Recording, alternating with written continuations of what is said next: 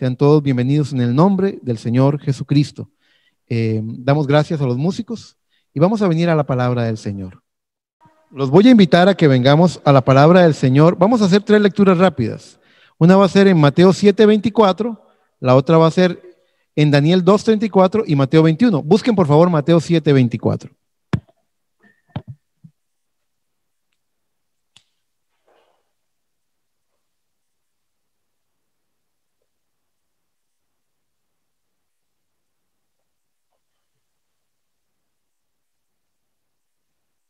Muy bien, dice la palabra del Señor así. Bueno, hoy queremos predicar el mensaje, Dios, nuestro poste de amarre. Y dice así la palabra del Señor en Mateo 7:24. Cualquiera pues que me oye estas palabras y las hace, le compararé a un hombre prudente que edificó su casa sobre la roca. Descendió lluvia, vinieron los ríos, soplaron los vientos y golpearon contra aquella casa y no cayó, porque estaba fundada sobre la roca. Pero cualquiera que me oye estas palabras y no las hace, le compararé a un hombre insensato que edificó su casa sobre la arena. Y descendió lluvia y vinieron ríos y soplaron vientos y dieron con ímpetu contra aquella casa y cayó y fue grande su ruina. Les voy a leer lo que dice la palabra del Señor en el libro de Daniel, en el capítulo 2, verso 34, así rápidamente para poder avanzar con la prédica de esta noche.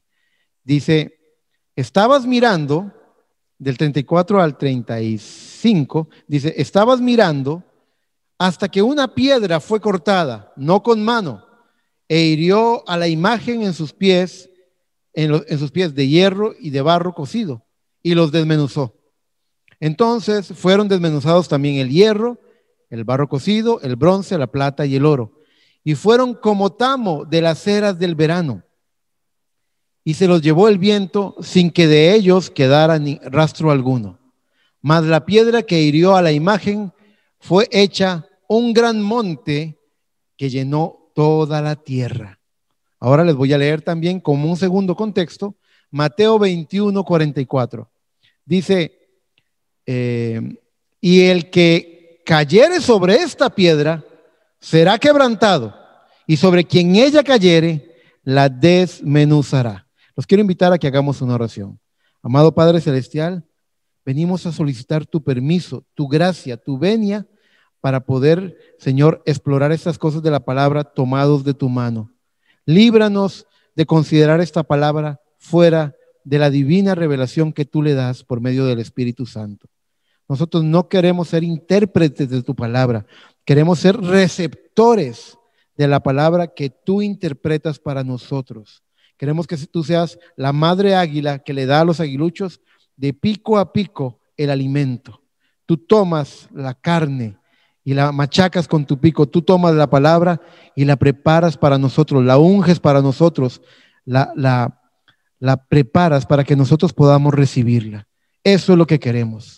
Que nada humano tome lugar en este momento, sino que sea tu Espíritu Santo y que Eric Chacón se esconda, desaparezca, se oculte tras la cruz del Calvario y que sea Cristo el que tome lugar.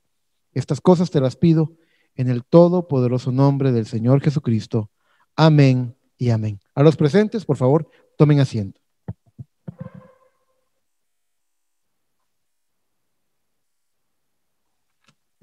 Muy bien, que el Señor les bendiga. Así que el mensaje de esta noche es Dios, nuestro poste de amarre.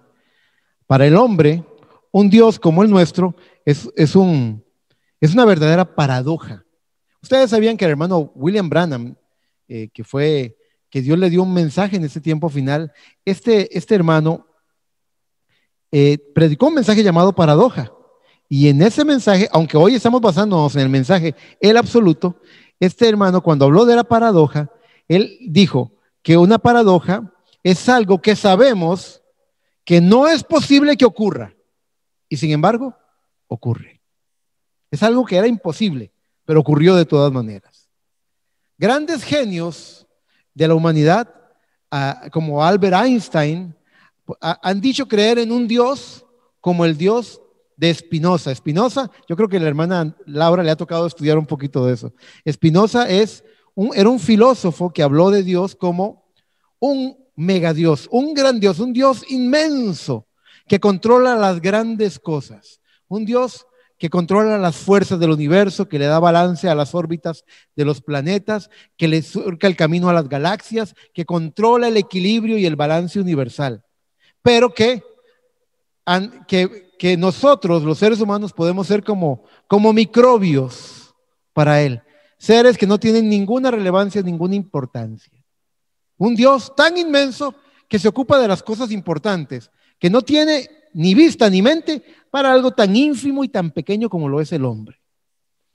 Pero lo grande de nuestro Dios, nosotros no creemos en el Dios de Spinoza. Lo grande de nuestro Dios es que siendo tan grande, porque sí es un mega Dios, no hay, lo decíamos hoy, no hay Dios tan grande como tú, no hay otro tan grande. Siendo un Dios tan grande, lo verdaderamente magnífico, valioso, precioso, es que se hizo tan pequeño. Hay un canto que dice: el cielo es el trono de mi Dios, la tierra el estrado de sus pies, y siendo tan sublime mi Señor, mi pequeño corazón su templo es. Eso es lo verdaderamente maravilloso, que Dios, siendo el Dios que llama a las estrellas por su nombre, que les traza camino a las galaxias y a los sistemas solares, que controla las grandes cosas del universo, puede venir a ser morada en un pequeño corazón y que te puede conocer por tu nombre. Al final, si el Dios que existe es el Dios de Spinoza, estaríamos irremediablemente perdidos. ¿Por qué? Porque la Escritura dice que hubieron algunos, en Mateo 7, que hubieron algunos que dirán en aquel día: Señor, en tu nombre echamos fuera demonios, en tu nombre hicimos esto y aquello. Y yo les diré, dijo Cristo, jamás os conocí, apartados de mí, hacedores de maldad. Así que si el megadios del universo no te puede conocer personal e íntimamente, hemos fracasado. Fracasas. Es necesario conocerle a Él en persona, en el poder de su gloriosa resurrección. No el Dios, no el Jesucristo histórico que hizo aquellos milagros, sino el Jesucristo que se ha levantado de los muertos y está en medio de su novia haciendo una obra de poder por medio del Espíritu Santo. Tenemos que comprobar y conocerle en intimidad, íntima y personalmente. Y Él nos tiene que conocer por nombre también. Si no, en aquel día dirá: apártense de mí, no los conozco. Tenemos que ser conocidos por Él. ¿Y cómo vamos a ser conocidos? Porque aquí adentro, en el corazón, hay una placa, hay una chapa de autoridad, hay una placa, la chapa de la fe, la insignia de la fe, que está brillando, resplandeciendo y está llamando la atención de los demonios, de los ángeles y del mismo Dios, que va a ver cuánto has creído en Él. Muy bien. Lo grande de este Dios, lo paradójico de este Dios, es que es un Dios tan grande que se puede hacer tan pequeño. Cristo dijo: te alabo, Padre, Señor del cielo, porque escondiste estas cosas de los grandes. Y los grandes están viendo las cosas allá arriba, ven las galaxias, ven el universo, ven las constelaciones. Están buscando a Dios allá arriba. Dice: y se la revelaste a los pequeños. Sí, Padre, porque así te agradó. Es el Dios que viene a tu vida cotidiana y se revela en las pequeñas cosas. Qué grande que es nuestro Dios. Si termináramos en este momento el mensaje, ya se dijo muchísimo. Qué grande que es nuestro Dios. Y a Él sea toda la gloria y toda la honra por todos los siglos. Pero midamos, siendo tan grande, ¿cómo se pudo haber hecho tan pequeño? Y cómo esto más bien lo exalta más todavía. Dice Filipenses capítulo 2 en el verso 6, el cual, siendo en forma de Dios, no estimó el ser igual a Dios como cosa a que aferrarse, sino que se despojó a sí mismo, tomando forma de siervo, hecho semejante a los hombres, y estando en la condición de hombre, se humilló a sí mismo. No le bastó con llegar a ser como Eric, sino que bajó todavía más. Se humilló a sí mismo, haciéndose obediente hasta la muerte. Haciéndose obediente hasta la muerte y muerte de cruz. por lo cual Dios también lo exaltó hasta lo sumo y le dio un nombre que es sobre todo nombre, para que en el nombre de Jesús se doble toda rodilla de los que están en los cielos y en la tierra y debajo de la tierra, y toda lengua confiese que Jesucristo es el Señor, para gloria de Dios Padre. Así de grande, tan grande, que se puede hacer tan pequeño. Pero para el hombre común es una paradoja, es inexplicable. Hay un par de paradojas que el hombre, su filosofía, su ciencia ha establecido. Tal vez mis hermanos aquí presentes o ustedes allí en Zoom recuerden que hace unos años yo hablé de esas paradojas cuando prediqué el mensaje paradoja. Una de las paradojas es llamada la paradoja de la fuerza irresistible o de la fuerza imparable. Levante la mano si alguno recuerda eso. La hermana Andrea la recuerda, muy bien. Creo que la hermana Wilmara también, muy bien. La paradoja de la fuerza irresistible o de la fuerza imparable dice, es una paradoja clásica que se formula así: ¿qué pasaría si una fuerza imparable chocara contra un objeto inamovible? Las respuestas comunes a esta paradoja recurren a la lógica y a la semántica. Lo que dicen es, si hay un objeto imparable, entonces no puede existir en ese universo un objeto inamovible. Y si hay una fuerza, si hay un objeto inamovible, no puede haber una fuerza imparable. Así recurren a ellos. Esta paradoja es similar a la paradoja de la omnipotencia, que dice, pero que aquella suele discutirse en el contexto de la omnipotencia divina. Y la ponen como una pregunta: ¿podría Dios crear una piedra? Estamos hablando de la roca hoy, ¿verdad? Hemos tenido 3 lecturas de la roca, de la piedra. La lectura de Hazte tu casa sobre la roca, la lectura de Daniel 2, que vio una piedra que se hizo tan grande que cubrió toda la tierra y que venció a los 4 reinos que venían de Nabucodonosor. Y la cuarta que dice, el que cayere sobre ella será quebrantado y sobre el cual cayere ella será desmenuzado. Estamos hablando de esa roca. Dice, ¿podría Dios crear una piedra tan pesada que ni él mismo pudiera levantarla? Y allí hay una trampa. Porque si dices, Dios es todopoderoso. Bueno, si es todopoderoso, entonces ¿por qué no puede moverla? Y si les dices, no, Dios no podría ser una roca que él no pueda mover, entonces la paradoja sería, si es todopoderoso, ¿por qué no puede hacerla? ¿Se dan cuenta? Allí está la trampa. Pero Dios nos roba la vuelta y nos gana en esa lógica. Como para Dios no hay nada imposible, la respuesta es sí. La respuesta es sí, él puede hacerlo. Y para no dislocar la palabra que dice que no hay nada imposible para Dios, lo que él hizo es que él mismo se hizo la roca, el cual es Cristo, la roca de nuestra salvación. Él hizo un objeto inamovible. Pueden rugir las tormentas, pueden venir los problemas, puede caerse todo el universo. Aún la palabra habla del día de su venida, el día del juicio, que el cielo se va a recoger, se va a enrollar como un pergamino. Puede caerse cada estrella del firmamento, que nada mueve a esa roca de los siglos. Pero ella se puede mover, porque Dios se hizo la roca. ¿Le dicen amén a la palabra? ¿Lo creen? Él es la roca. Bendito sea el nombre del Señor. A mí me encanta cuando vienen los hombres, los sabios de este mundo. Me encanta cuando vienen con esos truquitos. Porque yo siempre he pensado, una vez lo compartía con un compañero en el banco, la Biblia dice que él prende al sabio en su sabiduría. Y creo que es verdad. Nadie le va a enseñar a Dios, nadie le va a decir qué haces, qué estás haciendo. Dios sabe perfectamente.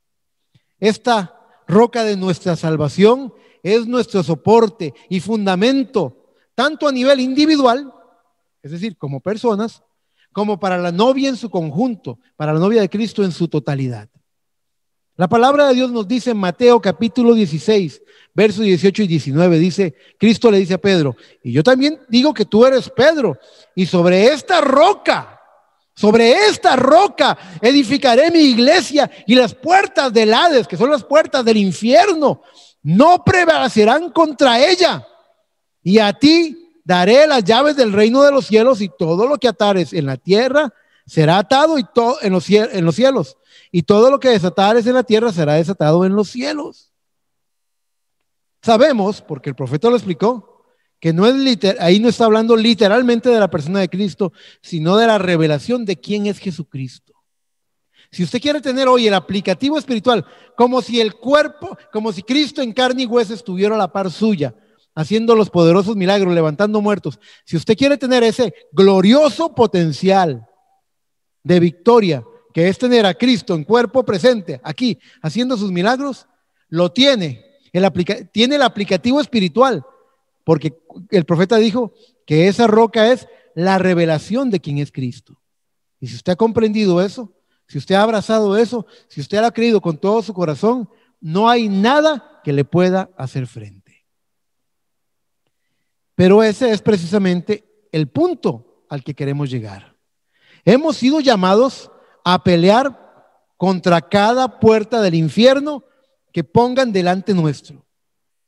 Es un fundamento, la roca es un fundamento para una simiente escogida. Por eso en Génesis 22, 17 dice la palabra: de cierto te bendeciré y multiplicaré tu descendencia. ¿A quién se lo está diciendo? A Abraham, al padre de la fe. De cierto te bendeciré y multiplicaré tu descendencia como las estrellas del cielo y como la arena que está en a la orilla del mar. Y tu descendencia poseerá las puertas de sus enemigos. ¿Se dan cuenta? Dios preparó esa roca no solamente para Abraham, sino para la simiente espiritual que vendría por medio de él.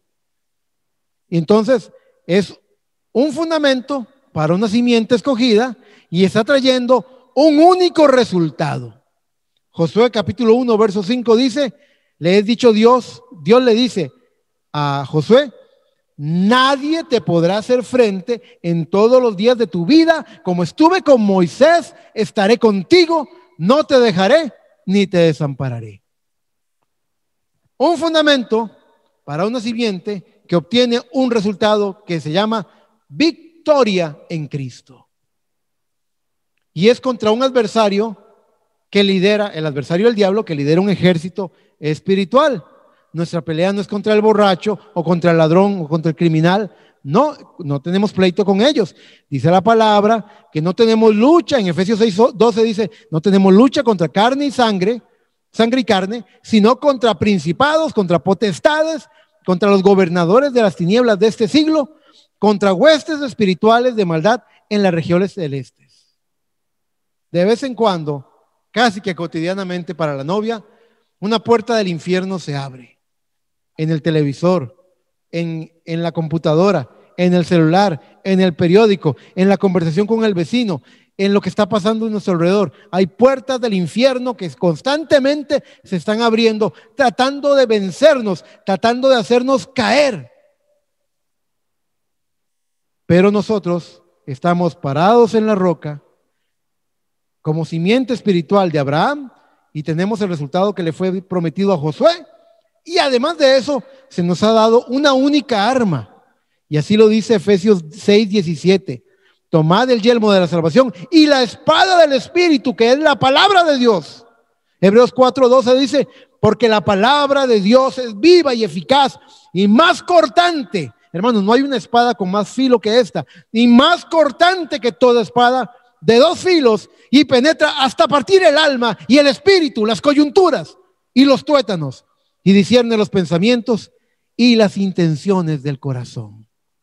Un fundamento, la roca, para una simiente que vencerá cada puerta del infierno, cada puerta que el enemigo abra, y que venceremos con la eterna y todopoderosa palabra de Dios. La palabra cuenta cuál será el enemigo final que va a ser vencido. Dice 1 Corintios 15:26: y el postrer enemigo que será destruido es la muerte.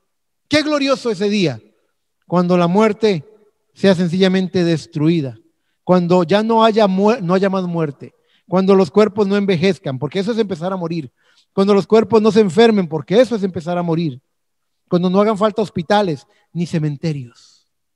Qué glorioso ese día en que la muerte será vencida, destruida por completo. Pero para poder vencer al postrer enemigo, que es la muerte, hay que comenzar venciendo al primero que se nos opone. ¿Quién es el primer enemigo que se nos opone? En Juan 3:30, Juan el Bautista dijo, es necesario que Él, ¿quién es Él? Cristo, que Él crezca, pero que yo mengüe. El yo tiene que morir. Eso es lo que más cuesta, tomar la cruz e ir en pos de Él, morir. En 1 Corintios 15:31, Pablo dice, os aseguro, hermanos, por la gloria que de vosotros tengo en nuestro Señor Jesucristo, que cada día muero. No es que hace 20 años me morí cuando me convertí al Señor, no. Cada día muero. Cada día me levanto y la carne quiere que yo peque, la carne quiere que yo vea lo malo, quiere que yo haga lo malo, quiere que yo ceda ante la tentación de cada puerta del infierno, pero cada día yo muero, dijo Pablo. Es algo que hacemos todos los días. Gálatas 2:20 nos dice Pablo, con Cristo estoy juntamente crucificado y ya no vivo yo, mas vive Cristo en mí. Y lo que ahora vivo en la carne, lo vivo en la fe del Hijo de Dios, el cual me amó y se entregó a sí mismo por mí. Ahí está. Creo que está muy claro que nada nos puede hacer frente, que estamos parados en el mejor fundamento, que tenemos el mejor arma y la promesa de vencer cada puerta del infierno que el enemigo, que el adversario nos traiga. Esto como que resume y envuelve mucho de lo que es la vida cotidiana del cristiano. Usted dice, hermano Eric, pues yo no tengo esa lucha. Mucho cuidado, preste atención si usted no tiene esa lucha, porque si usted no está nadando contra la corriente, y usted sabe que la palabra de Dios dice en Efesios que por un tiempo fuimos arrastrados por la corriente de este mundo. Fuimos tiempo pasado, pero Dios, que es rico en misericordia, con su gran amor con que nos amó, nos salvó por gracia. Quiere decir que si usted no siente que está luchando contra la corriente, posiblemente está siendo llevada por ella. Y usted sabe lo que le pasa a la persona que va en una balsa, sencillamente durmiéndose en el bote. Cuando usted empiece a oír un estruendo, prepárese, porque lo que sigue es una caída, una cascada, una catarata. Así terminan una vez, hace muchos años, tal vez la hermana Andrea se acuerde, andábamos allá por Llanos del Cortés y vimos una de las cataratas más hermosas que hay en Costa Rica, y la rodeamos y subimos, escalamos. Ella tenía, qué sé yo, no sé, 8 años, tal vez 9 años, y subimos, y cuando llegamos arriba, porque la cascada se oía como un gran estruendo de agua, pero cuando subimos era un riachuelo muy, muy pacífico, ¿te acuerdas? Mucha calma. Yo decía, ¿cómo es posible que un río tan calmo, tan pacífico como este, suene tan duro en la caída? Bueno, así es la vida de muchos. La llevan suave, van tranquilos, para ellos no es problema. Si puedo orar bien, y si no, está todo bien. Dios me ama. No, Dios es un Dios bueno. A Dios no le importa las cosas que yo hago, y se dejan arrastrar por la corriente y la corriente los lleva. No, usted tiene que luchar contra la corriente para poder vencer. Sálgase de la corriente de este mundo que lo arrastra. Habrá ocasiones cuando la lucha arrecie, mis hermanos, y nuestras fuerzas mengüen. Lo repito, habrá días cuando la lucha arrecie, se ponga más dura, más difícil, y nuestros cuerpos y nuestras fuerzas se debiliten, mengüen. Pero aún en ese instante, recuerde lo que dice la palabra. Torre fuerte es el nombre de Jehová.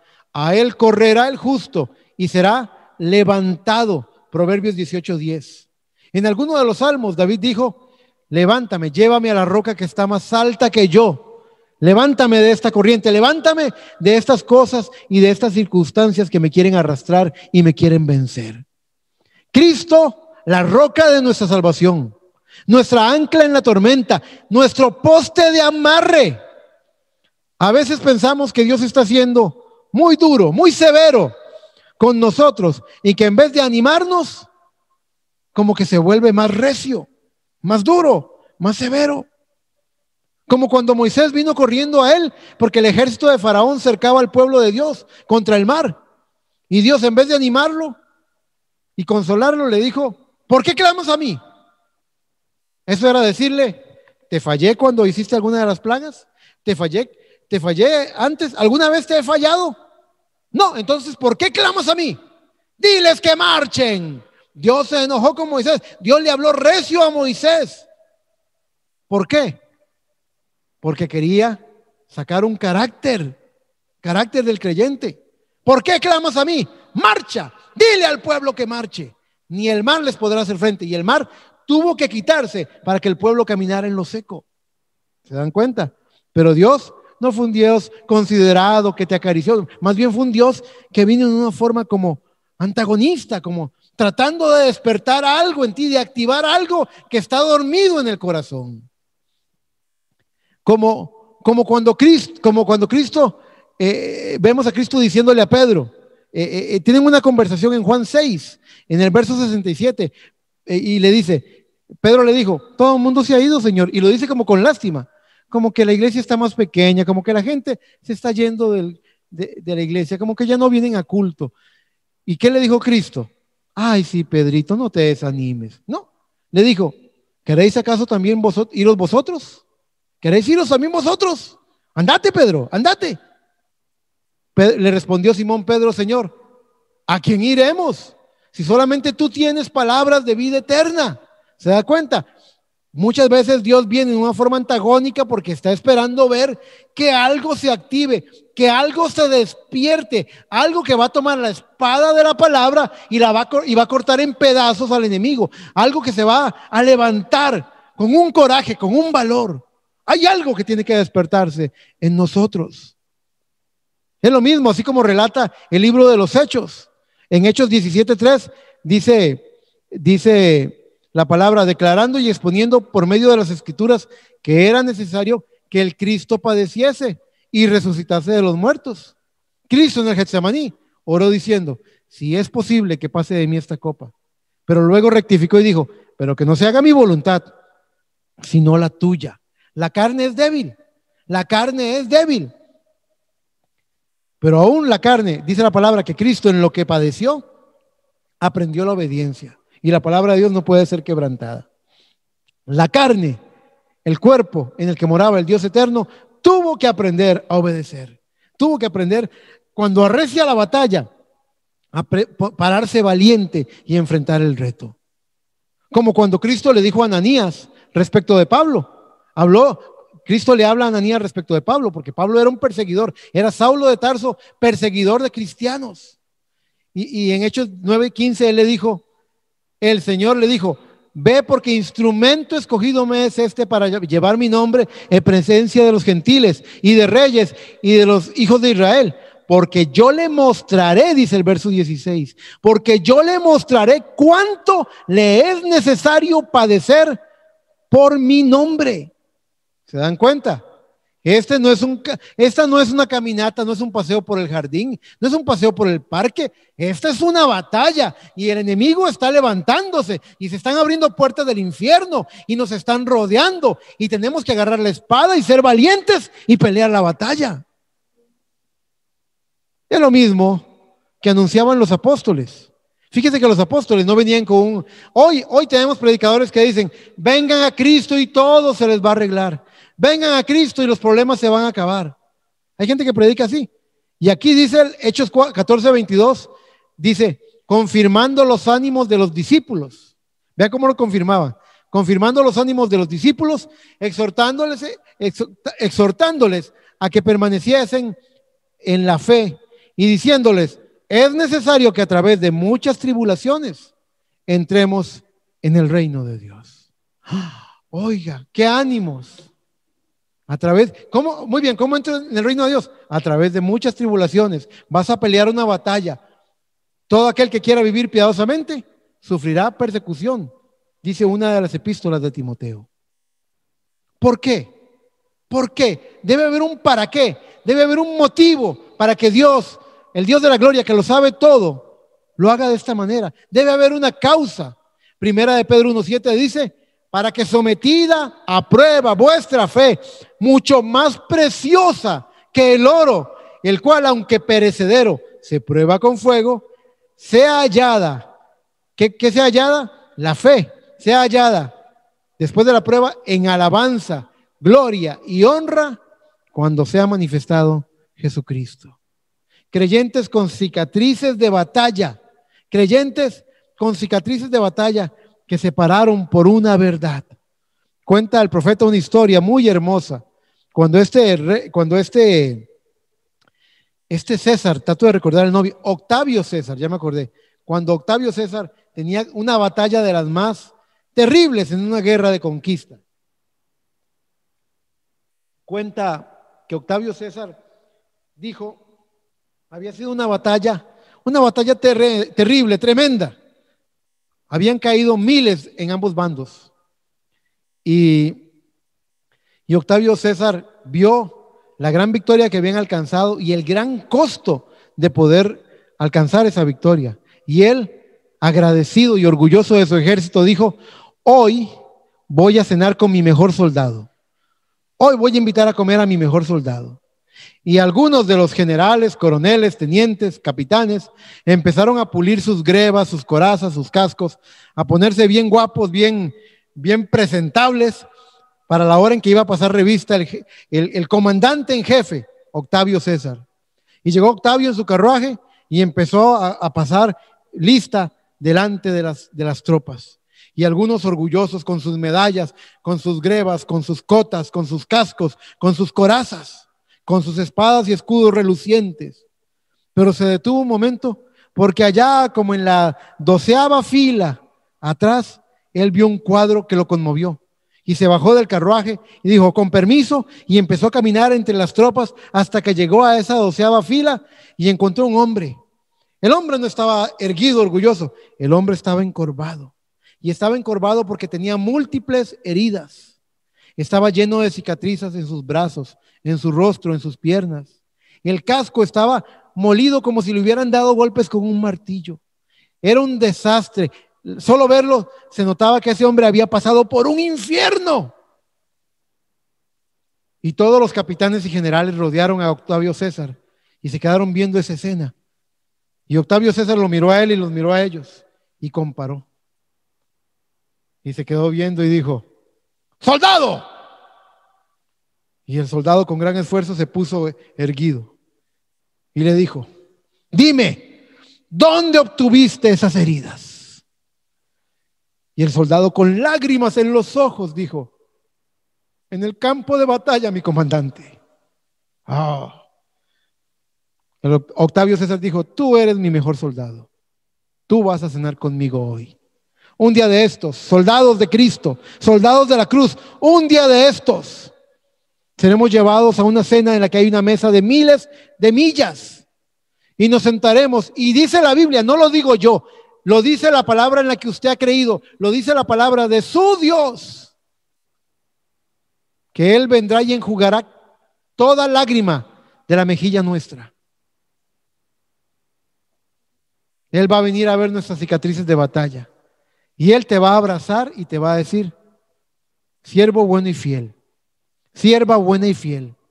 Pudiste haber dejado todo tirado, pudiste haber dejado todo botado, pudiste rendirte. Humanamente era comprensible. Siervo bueno y fiel, eso es lo que significa. En lo poco fuiste fiel. Poco, Señor, sí, poco, porque es mucho en lo que te voy a poner. En lo poco fuiste fiel, en lo mucho te pondré. Ven y entra en el gozo de tu Señor. Les digo algo, ¿quieren saber algo? Mi motivo para seguir adelante, mi motivo para seguir predicando la palabra, mi motivo cuando hay millones que están yéndose de esta vida sin Cristo Jesús, mi motivo para seguir peleando la batalla es estar en ese día y mirarlo a los ojos y oírlo a Él decirme a mí, entra en el gozo de tu Señor. Yo quiero que Él enjugue mis lágrimas. Ese es mi consuelo, ese es mi deleite, ese es mi descanso. Descansaré y estaré tranquilo cuando esa frase suene en mis oídos y cuando sus brazos me reciban. Entonces voy a descansar. Antes no, antes seguimos peleando, seguimos luchando y no nos rendimos. Bendito sea el nombre del Señor. El poste de amarre no es para los días soleados y las noches calmas, sino para los días de tormenta, para los nublados, para esas noches tormentosas. Porque ningún marino se hizo experto en un mar en calma. Para que un marino llegara a ser experto, tuvo que enfrentar desafíos, tuvo que aprender qué hacer, qué virajes hacer, cómo tomar el timón, qué hacer con las velas, cómo evitar el hundimiento. Para que un marino se haya hecho experto, en algún naufragio o en un par de naufragios tuvo que estar para aprender. Porque no hay mejor maestro que el fracaso también. Aprendemos doble de nuestros fracasos que de nuestras victorias. El poste de amarre está no para los días soleados, sino para los días de tormenta. Porque las tormentas vienen para forjarnos y desarrollar el potencial que hay en su novia. ¿Cuál es ese potencial? El potencial de llegar a ser como Cristo, de alcanzar la estatura del varón perfecto, ser como Cristo. Cuando pienses que Dios está siendo muy severo, hermano, recuerda la historia del niño que fue atacado por el cocodrilo.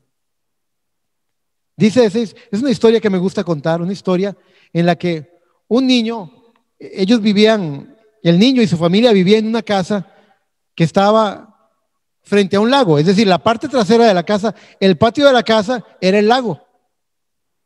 Y el niño tenía la costumbre, venía de la escuela, se quitaba los zapatos, se quitaba la camisa y en pantaloncillo se iba corriendo y se echaba al agua a nadar. Siempre le gustaba llegar a la casa y pegarse un chapuzón en el lago. Era una costumbre que tenía. Pues un día no se dio cuenta, no saben cómo, de qué río, de qué afluente vino, un cocodrilo estaba en el lago. Y llegó él, y cuando él iba corriendo, la mamá logró ver que algo se estaba moviendo cerca del muelle. Y cuando ella vio que había un peligro, ella corrió detrás de su niño. Y el niño iba corriendo y se lanzó al agua con toda libertad. Él no tenía nada de qué temer, no sabía que había algo de qué temer. Y se lanzó al agua. Y mientras iba en el aire al agua, el cocodrilo abrió sus fauces para agarrarlo y lo agarró de una de sus piernas. Y en el mismo momento la mamá lo logró alcanzar y lo agarró de uno de sus brazos. Y empezó una batalla. El niño se salvó con graves heridas en su pierna.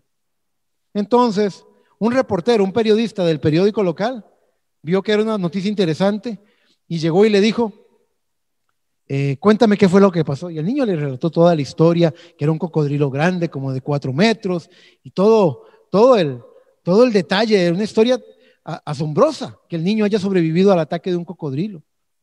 Y le dice, ¿puedo tomar una fotografía de tus cicatrices? El mensaje de hoy debería llamarse cicatrices. ¿Puedo tomar una fotografía de tus cicatrices en tu pierna? Y le dice él, sí, claro. Y le enseñó la piernita y el periodista le tomó la fotografía a la pierna y le dice, pero ¿solamente quieren las cicatrices de la pierna? Y le dice, no entiendo. Es que esas no son las buenas. Las peores son estas. Y le enseñó los brazos. Y se quedaba viendo y dice, sí, están, las cicatrices de tus brazos son terribles. ¿Qué son esas? Son las cicatrices que me hizo mi mamá cuando no me soltó para que el cocodrilo me matara. Algunas veces sentimos que Dios está siendo demasiado duro con nosotros. Sencillamente nos está agarrando para no soltarnos porque el diablo nos quiere matar. No nos suelta porque el diablo está a punto de devorarnos, a punto de matarnos. Y Dios te agarra y no te suelta y te clava las uñas tal vez y te agarra con una fuerza que te lastima los brazos.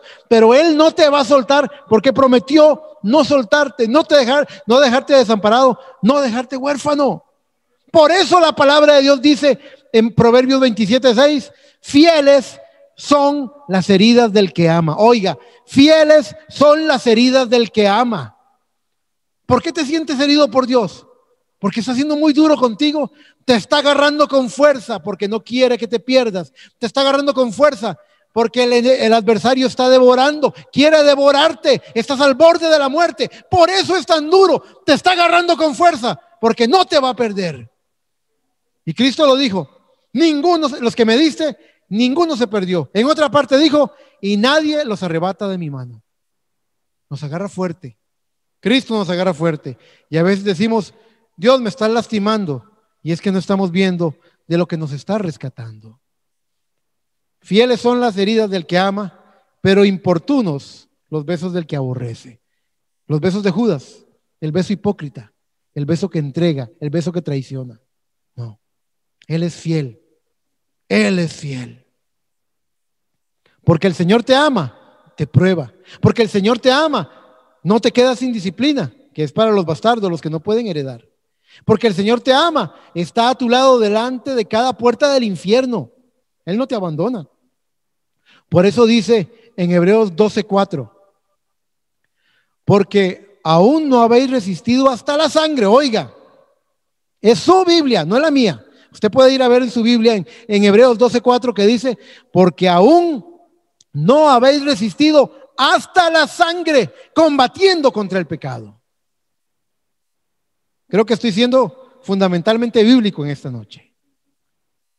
Combatiendo contra el pecado. Hebreos 12:11 dice, es verdad que ninguna disciplina al presente parece ser causa de gozo.